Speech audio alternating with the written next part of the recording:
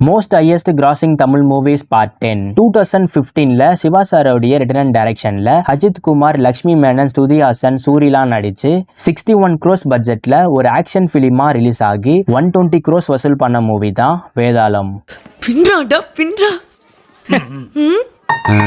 2012ல KR Murugadoss சாரோடைய written and டைரக்ஷன்ல விஜய் அண்ணா, காஜல் அகர்வால், சத்யன், வித்யோத் ஜம்வால், ஜெயராமன்லாம் நடிச்சு 70 crores பட்ஜெட்ல ஒரு ஆக்ஷன் த்ரில்லர் பிலிமா ரிலீஸ் ஆகி 121 crores வசூல் பண்ண மூவி தான் துப்பாக்கி.